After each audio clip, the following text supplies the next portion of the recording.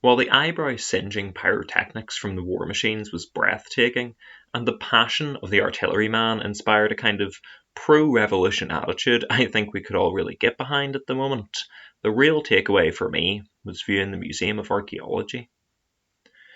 Even though the show on that stage was mesmerising, really what stuck with me most wasn't on the stage, but yet to come.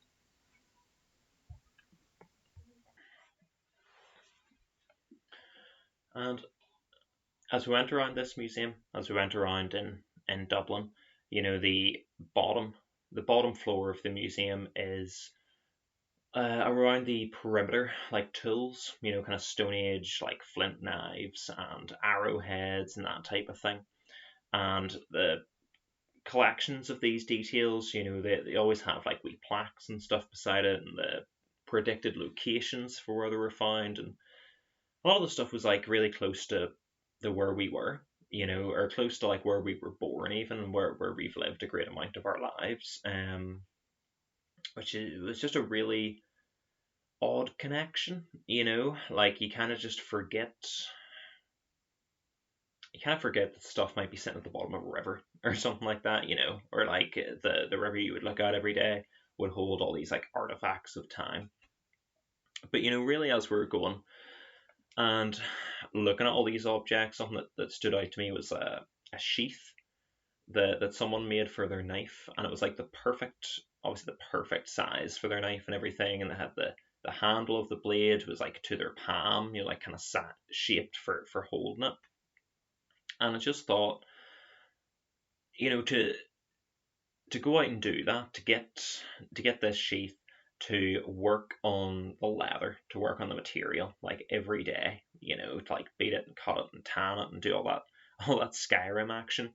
And it was not only obviously the work that went into it that stood out to me, and the fact that obviously it stood the test of time, but it was the idea of that being a task. Like imagine you were given a task to go and get materials and make an item, make a tool that not only you would use like every day of your life and probably held with you for the remainder of your life, but also a tool that could be taken as a symbol and as an example of like a window into your life of your own time period, you know, um something that will tell stories and generate ideas about not only you as a person, but your family, the people in your community, the whole time period of your existence.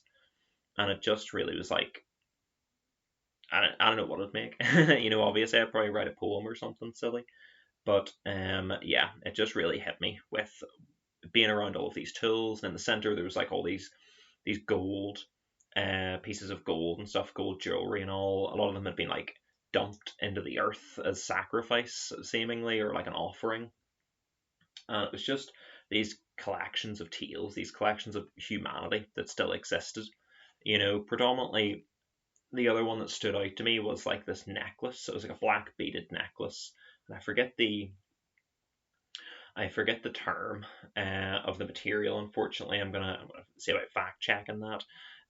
But that was found, that necklace, in an urn, and like with someone's remains, you know, and it said there that they likely cherished that item so much that it was one of their favorite possessions on this earth, that they literally took it to the grave, you know, and it was just a very sorrow experience. And that did hit me a bit harder than I was expecting. You know, seeing something that someone cherished so much, they had their entire life, something that wasn't even a tool, that it just made them feel more like them. You know, like when you see a cartoon and someone's always in the same clothes, like Ed's World is a fantastic web show on YouTube, and everyone has like their kind of iconic outfit, and this person probably saw that as like part of their own iconic outfit, you know. So that just really stood out to me. But you know, in continuing on, and to be honest, it's just going to get a bit heavier from here.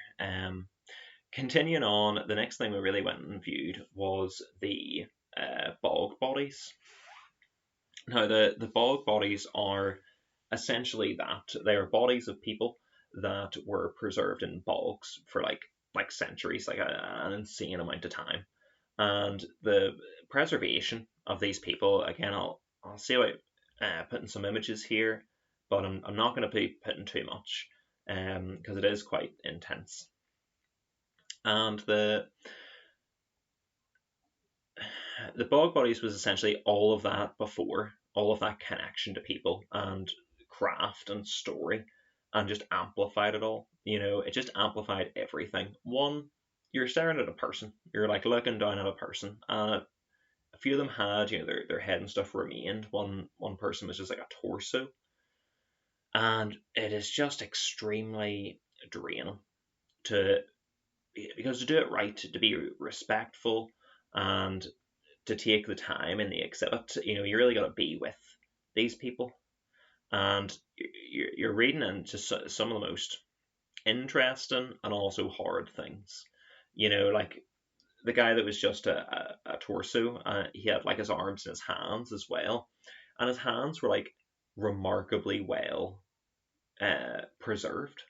To the point that they legit. I mean, my hands are worse off. I don't even do hard labor, and that was the whole thing. Is like the guy's hands weren't heavily marked or scarred or anything, so they kind of predicted. He was like a speaker. He was someone that earned their living or that made their way through life more just speaking to people and dealing in things, instead of being like an apprentice in a workshop or something.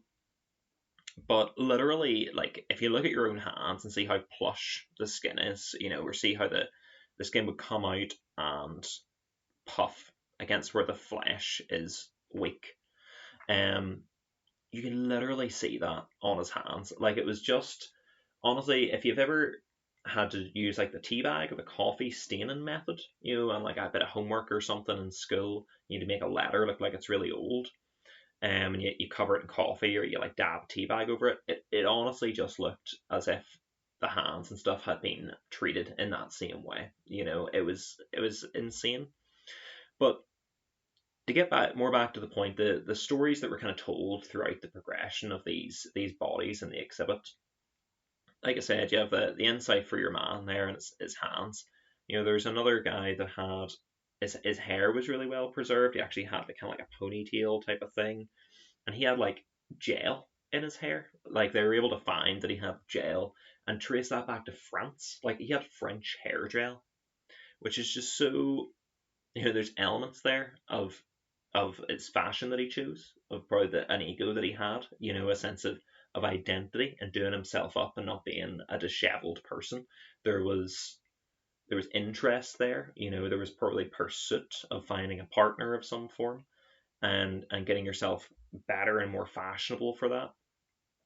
And it all just it reminded me that they felt everything that we feel.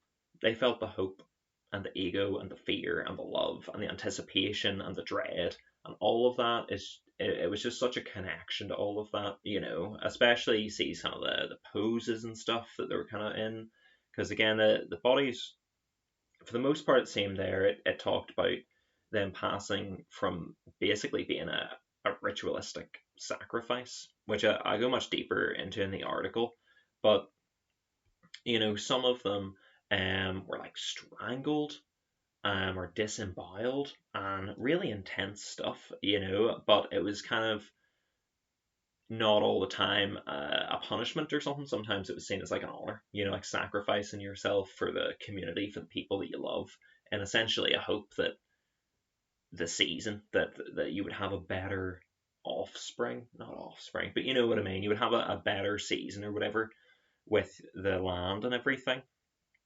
But one that was also interesting, that was kind of opposite to that, is this man who he was like cut up and stuff, and he was stabbed, and he actually had his it feels odd to say, but he had his nipples cut off because apparently in old Ireland it was a thing supposedly, and I did a brief bit of research about this, and it does seem to be mentioned in some account of as an act of submission, as a way of showing that you are um, subservient to someone, you would suckle upon the man's nipples, like the king, or I guess the lordship, or whatever.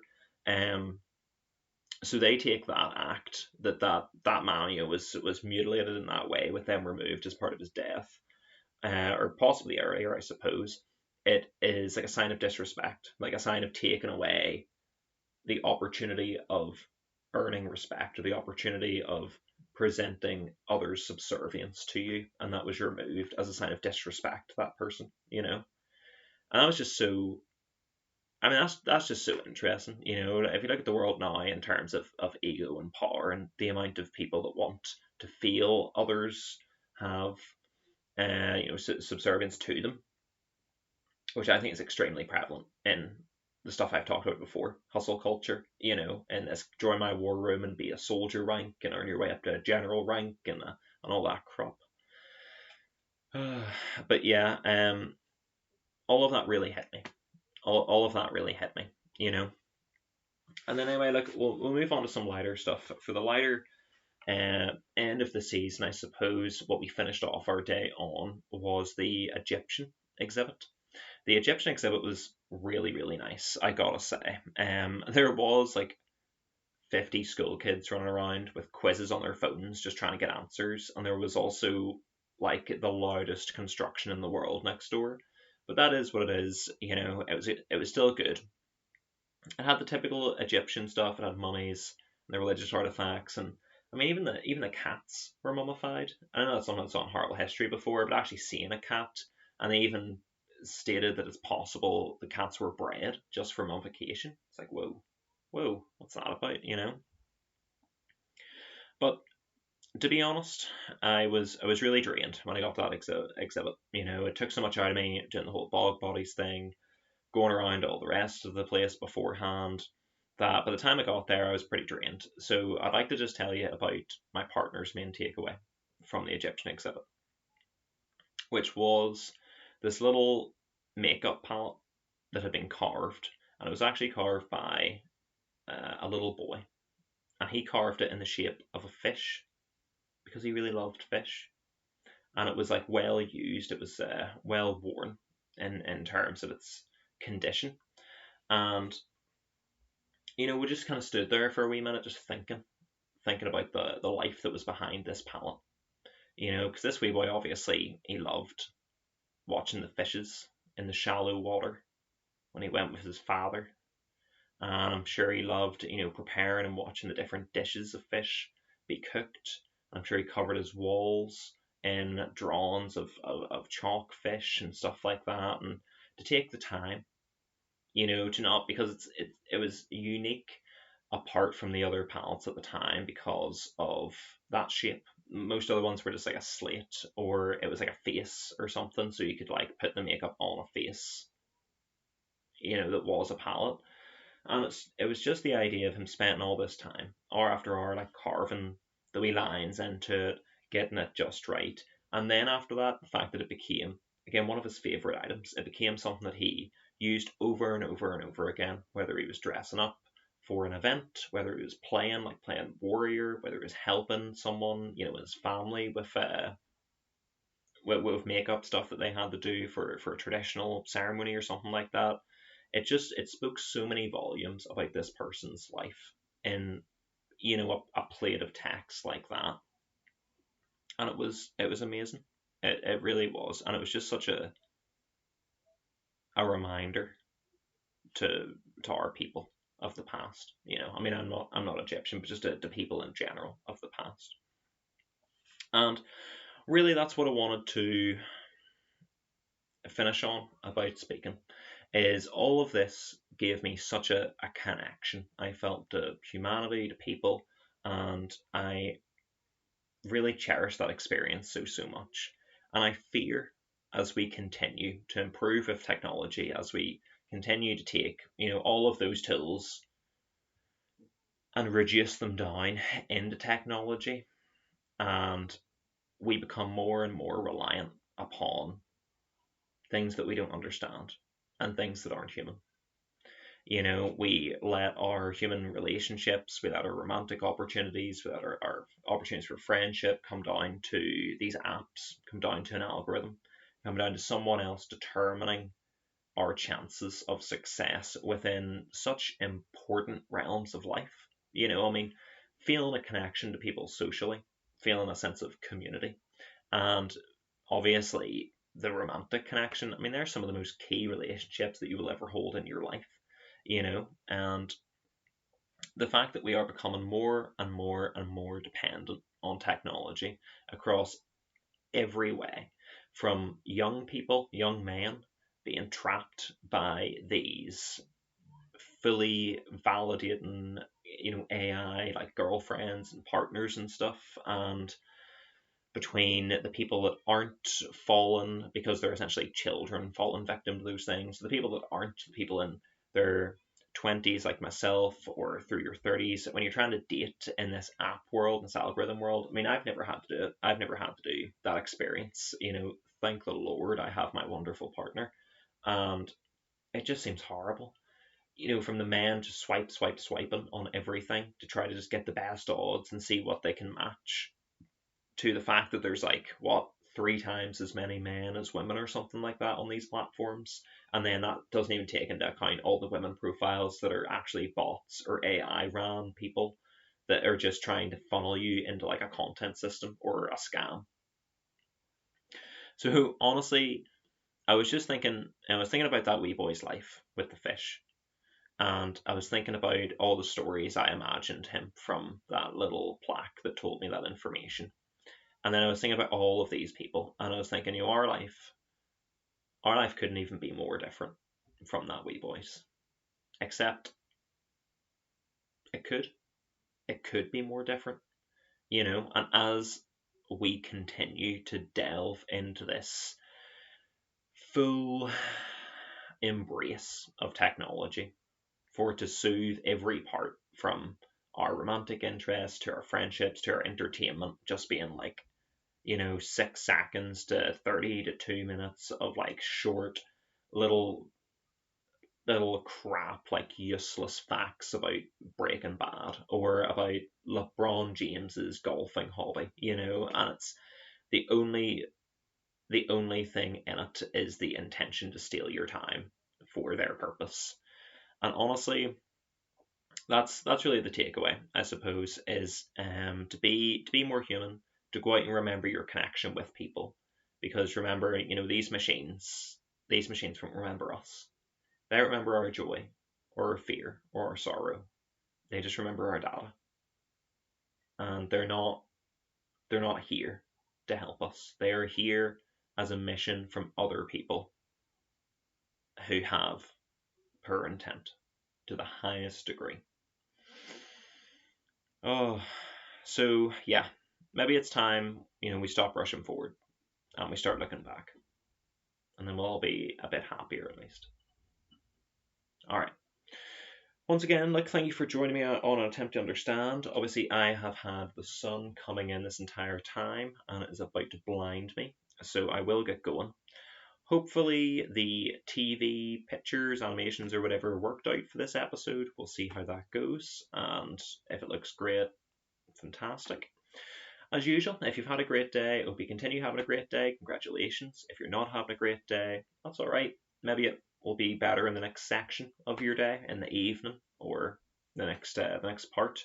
And if you're at the end, then just let it go. Try to lower your shoulders and feel a wee bit freer, and just accept that you'll try again tomorrow. All right. I've been Adam Dean. Thank you very much. I'll speak to you later. Bye bye.